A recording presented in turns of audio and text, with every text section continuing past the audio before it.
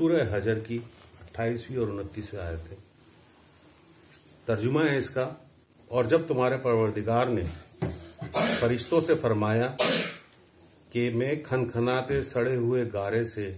ایک بشر بنانے والا ہوں، اور جب اس کو صورت انسانیہ میں درست کر لوں تو اس میں اپنی بے بہا چیز یعنی روح پھونک دوں تو اس کے آگے سجدے میں گر پڑنا.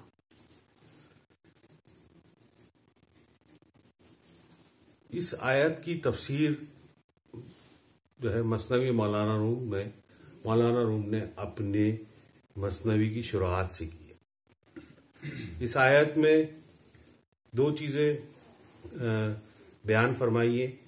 کہ ایک، سڑے ہوئے گارے میں اللہ کی رحمت کا جز پھونک دیا گیا ہے. صحیح نا؟ اللہ کی رحمت کا جز پھونک دیا گیا ہے. تو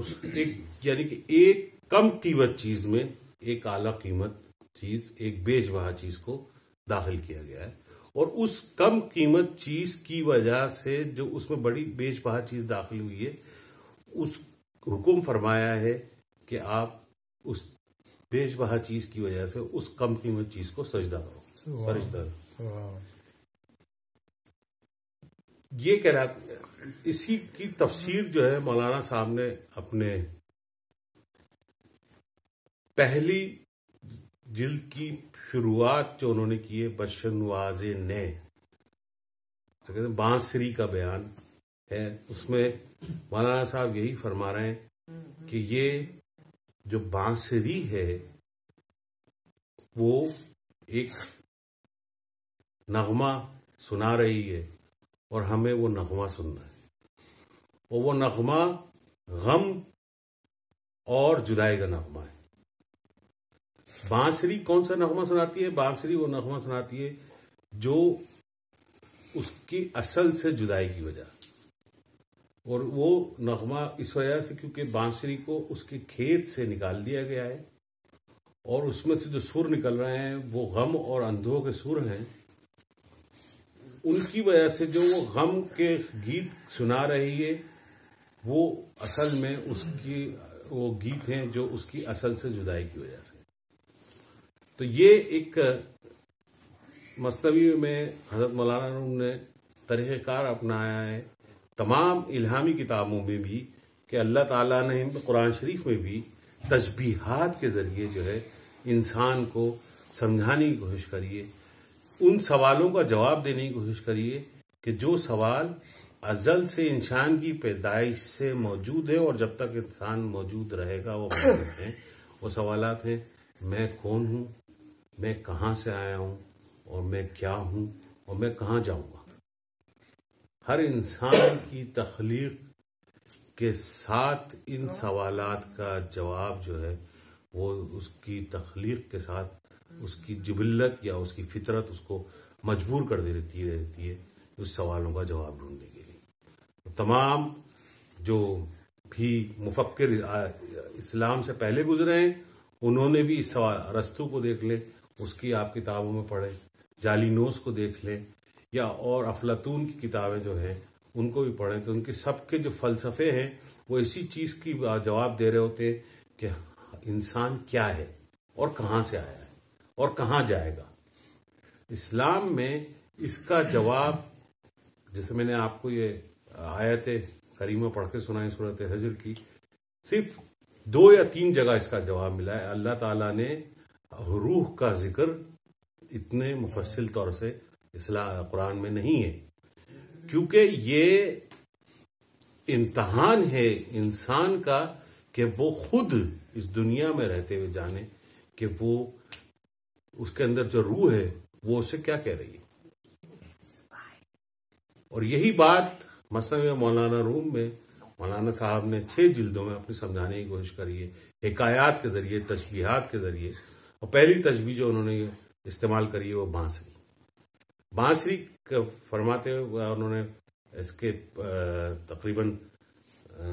5 صفحوں پہ مشتمل انہوں نے اس کا بیان کرا ہے. پہلے صفحے میں جو فرماتے ہیں مولانا صاحب فرماتے ہیں کہ بانسری اصل میں اپنے غموں کو بیان کر رہی ہے، اور وہ غم اس کی اصل سے جدا ہونے کا غم ہے. یہی ہماری روح بھی ہے کہ روح جو ہے وہ اپنے اصل سے جدا ہو گئی ہے اور وہ غم و اندوہ میں ہے. اب جب ہم اس کا جو مشاہدہ، کیونکہ اولیاء کرام کا علم جو ہے وہ مشاہدے کا علم ہوتا ہے. اولیاء کرام اپنے علم سے انسان کو مشاہدہ کراتے ہیں اور ان سوالات کا جواب دیتے ہیں جو اس کے اصل سے. آپ اس کا مشاہدہ اس طرح سے کر سکتے ہیں کہ جب بھی آپ خوش ہوتے ہیں یا ہنستے مسکراتے ہیں تو ایک طرف آپ کے دل میں ایک غم کی لہر بھی ہوتی ہے. وہ خوشی کے ساتھ ساتھ آپ کہیں پہ غمزدہ بھی ہوتے ہیں، اور جب آپ غمزدہ ہوتے ہیں تو اس وقت سب سے زیادہ اللہ تعالیٰ کے قریب ہوتے ہیں. جو بھی انسان غمزدہ ہے، غم میں ہے، وہ انسان اس وقت اللہ تعالیٰ کے سب سے زیادہ قریب ہے. اپنے خالق کے قریب ہونے کا طریقہ یا وجہ یا جو طریقہ کار ہے وہ غمزدہ ہونا ہے. چاہے کسی بھی مذہب سے تعلق رکھتے ہو، چاہے کسی بھی آپ قوم سے تعلق رکھتے ہو، کسی بھی دنیا کے کسی بھی علاقے میں رہتے ہو، آپ کسی شخص سے پوچھیں یا تمہیں اللہ، اگر وہ اللہ پہ ایمان رکھتا ہے، اس سے پوچھے تمہیں اللہ کو کیسے کبھی تجھے محسوس ہوا کہ تیرے پاس کب ہے اللہ، تو یہی بولے گا. جب بھی پوچھیں گے میں اس وقت غمزدہ تھا، مجھے یہ پریشانی تھی، اور میں نے جب اس وقت میں نے اللہ سے رجوع کرا تو مجھے احساس ہوا کہ میرے پاس اللہ کا جواب آیا ہے. اور اللہ تو یہ کیا ہے کہ جب انسان خود غمزدہ ہوتا ہے تو وہ روح کے غم کو پہچانتا ہے. اور یہی کہہ رہے ہیں مثلا مولانا روم میں کہ روح یہ کہہ رہی ہے، بانسری جو بیان کرتی ہے کہ اس نے ہر مجموعے میں اپنا نغمہ بیان کرا ہے، اپنے غم کی حالت کو بیان کرا ہے. اور کچھ لوگوں نے اس کو سمجھا ہے، لیکن جن لوگوں نے سمجھا ہے وہ وہی لوگ تھے جو اپنی اصل سے جدا تھے، جنہوں نے جو غمزدہ تھے، جو عشق میں سرشار تھے، تو وہ سمجھ گئے اور باقی نہیں سمجھے. تو جو اپنی عشق میں سرشار ہے، جدائی کا غم اس کو پتا ہے، وہ جدا ہونے کو سمجھ سکتا ہے. اور جو عشق میں سرشار نہیں ہے اس کا اس دنیا میں آنا نہ آنا بیکار ہے. یہ مسئلہ مولانا اللہ تعالیٰ کو مولانا نے فرمایا ہے کہ اللہ تعالیٰ فرما رہے ہیں کہ جو عشق کو جانتا ہے وہ تو مجھے پہچان سکتا ہے، اور جو نہیں عشق کو جانتا وہ مجھے پہچاننے کی راہ پہ نہیں چل سکتا، کیونکہ عشق ہی آپ کے اندر غم پیدا کرتا ہے. اور وہ غم جو ہے، وہ جدائی کا غم آپ کو آپ کی اصل کی پہچان کی طرف لے کے جاتا ہے. اور جب آپ اپنی اصل کی پہچان کی طرف چلے جاتے ہیں، جب اس کو پہچان جاتے ہیں تو آپ اپنے اس کی مثال دیتے ہوئے کہا ہے کہ بانسری کی جو آواز جہاں سے نکل رہی ہے اس میں جو پھونک ماری جا رہی ہے اس میں کوئی زیادہ فاصلہ نہیں ہے. اس میں پھونک مارنے والوں کے لب اور بانسری کی سروں کی آواز میں زیادہ فاصلہ نہیں ہے، بلکہ وہ ایک دوسرے کے قریب ہے. ہم صرف بانسری کی سر کی آواز سنتے ہیں، ہم ان لبوں کو نہیں دیکھ سکتے جس لب سے وہ پھونک ماری جا رہی ہے. کیونکہ بدن کے اوپر یہ پابندی ہے، انسان کے جسم کے اوپر ہے، کیونکہ وہ سڑے ہوئے گارے سے بنا جائے. میں نے سورہ حجر کے آیت 28 آیت پہلی کہ ہم نے سڑے ہوئے گارے سے انسان کو بنایا، تو اس لیے اس پہ پابندی ہے کہ تو روح کو نہیں دیکھ سکتا کیونکہ وہ بیشبہ ہے. اگلی آیت میں اللہ تعالیٰ فرما رہا ہے میں اپنی من روحی، یعنی کہ میں اپنے اندر سے اپنی خاصیت سے اس میں پھونکوں گا. نفقت یعنی کہ پھونکوں گا اپنے اندر سے کچھ چیز. اور ہماری روح جو ہے اپنے اللہ تعالیٰ، جب ایک حدیث اکرم نبی کریم صلی اللہ علیہ وسلم ہے کہ جب ایک یہودی نے بہت زیادہ سوال کرا کہ روح کیا ہے، روح کیا ہے، تو آپ نے فرمایا کہ امر ربی، تو اللہ کے حکم ہے، یعنی کہ اللہ سے متعلق ہے. اور ہمیں اللہ روح کی پہچان کیسے ہوگی کہ جب ہمارے اندر اللہ کا عشق پیدا ہوگا. اس عشق کے بغیر ہم، اور یہ اولیاء کرام کا یہ طریقہ کار ہے کہ وہ انسان کے اندر عشق کی آگ کو جلاتے ہیں، اور جو عشق کی آگ جب بھڑک اٹھتی ہے تو وہ آپ کے مادی جسم کو فنا کر دیتی ہے، اور آپ جو ہے اللہ اپنے نورانی جسم کو دیکھنے سے قابل ہو جاتے ہیں. اور یہی جو ہے معراج زندگی ہے، یہی حاصل زندگی ہے، اور یہی امتحان ہے جو ہمیں اس دنیا میں پورا کرنا ہے، کہ ہمیں دنیا میں رہتے ہوئے اللہ کے حکم کو پہچاننا ہے، اور اپنے تاکہ ہم اس کے سامنے سرخروئی حاصل کر سکیں. اسی طریقے سے جب آخر میں جب اس کا اختتام کرتے ہیں تو مثلا مولانا میں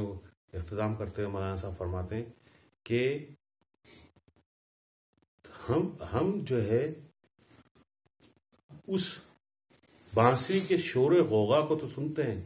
لیکن بانسری میں جو پھونک مارنے والا ہے اس کو ہم سنیں. تو ہم اس کے میں دوبارہ ذکر کر رہا ہوں. اس کے ذکر کی وجہ یہ ہے کہ یہ اس کا مشاہدہ غلام کو بھی ہوا، اور بابر بھائی نے بھی جب ابھی عمرہ مبارک سکا کر کے آئے کہ جب آپ مکہ مکرمہ میں آپ جاتے ہیں تو اس پھونک کی آواز وہاں پہ سب سے طاقتور ہے، اور وہاں پہ اتنا آپ کو شور سنائی دیتا ہے کہ آپ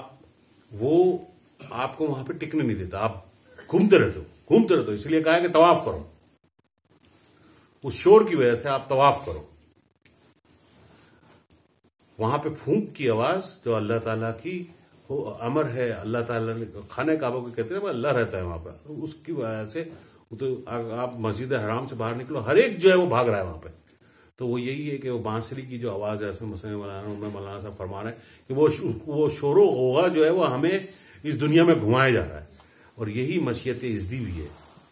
کہ ہمارے جو اللہ تعالیٰ ہمارے روح کی شکل میں ہمارے اندر پھونک ماری ہوئی ہے وہ اس کائنات کو گھمائی جا رہی ہے. اور جب آپ مدینہ منورہ میں حاضری دیتے ہیں تو وہاں پہ سکون ہے، وہ وہاں سے آپ کو راستہ نظر آتا ہے اپنے اصل کی طرف جانے کا، تو پھر آپ کی روح سکون میں آ جاتی ہے. تو اگر کیا کہہ رہے ہیں مولانا صاحب کہ یہ راستہ جو پھونک مار رہا ہے اور جہاں سے آواز نکل رہی ہے بہت دور نہیں ہے، وہ راستہ جو ہے وہ طے کراتا ہے پیر اور حضور اکرم نبی کریم صلی اللہ علیہ وسلم کی رحمت کے صدقے میں. اور جب تک کہ حضور اکرم نبی کریم صلی اللہ علیہ وسلم کی رحمت شامل نہ حال نہ ہو تو انسان اس عشق کی وجہ سے ہر چیز کو بھسم کر دیتا ہے. یا تو اگر ان کی رحمت شامل حال نہیں ہے تو آپ اس قابل ہی نہیں ہو سکتے کہ اس عشق کی چنگاری کو آپ بھڑکا سکیں، اور اگر ان کی رحمت اگر آپ بھڑک جائے گی تو آپ اس کو قابو نہیں رکھ سکتے، اور وہ سب کو بر جلا کر راکھ کر دیتی ہے. تو ایسی لوگ ہیں کہ لوگ جو ہے ان کو پتہ ہی نہیں ہے کسی چیز کا، لیکن جنہوں نے کوشش کری ہے کسی طریقے سے اس کو حاصل کر لیا اور ان کی رہنمائی نہیں ہو سکی، بارگاہ رسالت مآب میں ان کو سنوائی نہ ہو سکی، انہوں نے سب کچھ بھسم کر دیا اور اپنا کفر کے راستے پہ چل پڑے. تو یہی خادم کی عرض ہے